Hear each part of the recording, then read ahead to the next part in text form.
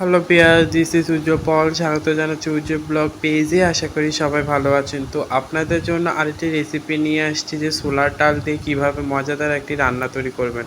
তো এখানে দেখেন ছোলার ডালটা আমি ভিজিয়ে রেখেছি প্রায় ১ ঘন্টা মতো। আর তারপর শিলপাটায় বেটে নিচ্ছি। আপনারা চাইলে মিক্সারও করে নিতে পারেন, যেহেতু শিলপাটায় আমাদের পাশে আছে, তো সেক্ষেত্রে শিলপাটায় করে নিচ্ছি। তো দেখুন আমি এভাবে এটা বেটে নিয়েছি। বেশি মিহি করতে যাবেন না, একটু দানা দানা রাখবেন, তাহলে খেতে ভালো লাগবে। তো একটা বাটিতে আমি পেস্টটা নিয়েছি, তারপর এর মধ্যে পরিমাণ মতো লবণ, মরিচের গুঁড়া, হলুদের গুঁড়া এবং একটু গরম মশলা পাউডারটা আমি এখানে দিয়েছি সামান্য পরিমাণে, একটু ভালো ফ্লেভার আসার জন্য। তো এর মধ্যে দিয়েছি আস্ত জিরে, যেটা দাঁতে করলে ভালো লাগে খাওয়ার সময়, এবং একটু সয়াবিন তেল অল্প পরিমাণে দিয়ে ভালো করে মিক্স করে নেব।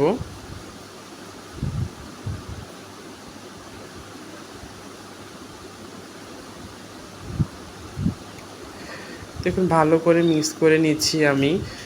ভালোভাবে মিক্স না করলে মশলাটা সব জায়গায় যাবে না। তো এইভাবে চাবেন যে আপনার হয় কি না। তো বিভিন্ন শেপ আসলে মনে করবেন হয়ে গেছে। তো এখানে তেল গরম করে এর মধ্যে দিয়ে দিচ্ছি।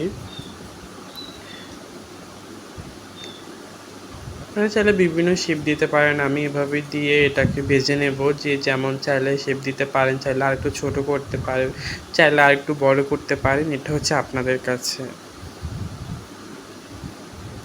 তো দেখুন আমি অফ ক্যামেরা পুরাটাই দিয়ে দিয়েছি যেটুকু পরিমাণে ছিল। তো সবগুলোকে উল্টিয়ে দেব, এক পাশ হলে আরেক পাশ উল্টিয়ে দেব। আমরা বেশি পরিমাণে কিন্তু ভাজবো না, বেশি পরিমাণে ভাজলে বেশি শক্ত হয়ে যাবে। তো আপনারা হচ্ছে মৃদু আঁচে অল্প ভাজার চেষ্টা করবেন। দেখুন আমার একটু যখন কালার হয়ে আসছে, তখন আমি এগুলাকে উঠিয়ে নিব।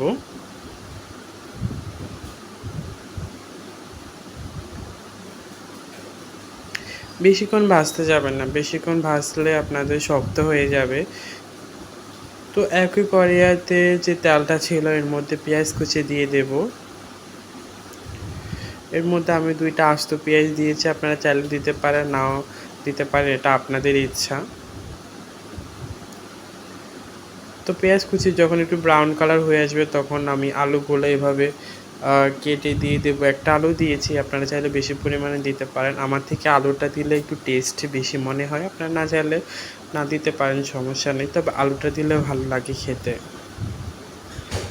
তো এর মধ্যে দিয়ে দিয়েছি পরিমাণ মতো হলুদের গুঁড়া দিয়ে লাল লাল করে ভেজে নেব। যখন ভাজা হয়ে আসছে, তখন এর মধ্যে দিয়ে দেব লবণ,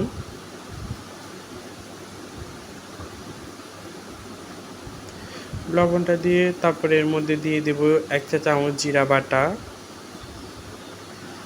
হাফ চা চামচ আদা বাটা,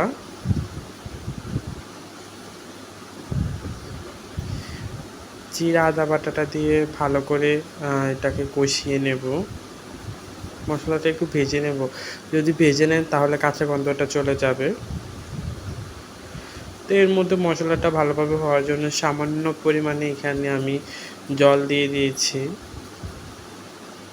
তো একটু পলম আসার পর এর মধ্যে দিয়ে দেবো মরিচের গুঁড়া। যদি মরিচের গুঁড়াটা আগে দেওয়া হতো, তাহলে কি হতো, মরিচের গুঁড়াটা পুড়ে যেত, মশলাটা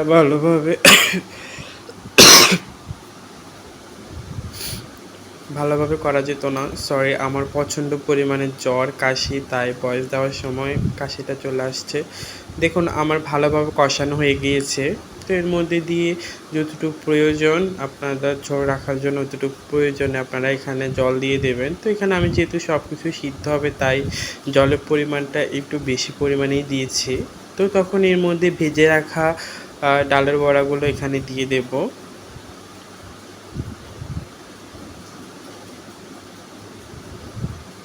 দেখুন কতটা সুন্দর হয়েছে, আপনারা এটা দেখলেই বুঝতে পারবেন, এবং আমার রসাটা কিন্তু প্রায় হয়ে আসছে। তো যখন এটা নামিয়ে নেব, এর মধ্যে আবার কড়াইয়া বসিয়ে একটা শুকনো মরিচ, একটা তেজপাতা দিয়ে দেব। মা, যখন এগুলো একটু কালো হয়ে আসবে তখন এর মধ্যে দিয়ে দেব জিরা। তো তোর টাকা কিনছে তোর বাগাইব না মাছে তো মশলাটা হয়ে আসার পর এটা ঢেলে দেব। অনেক ভালো ফ্লেভার দিচ্ছিল যখন এটা সম্বার দেওয়া হয়েছিল। তখন এটা নামিয়ে নেব। নামিয়ে আগার সময় একটু সামান্য পরিমাণ চিনি দিয়ে দেব, একটু ভালো টেস্ট আনার জন্য চিনিটা খুবই প্রয়োজন। তো দেখুন এটা আমার হয়ে আসছে, তো এটা পরিবেশন করার জন্য নামিয়ে নেব।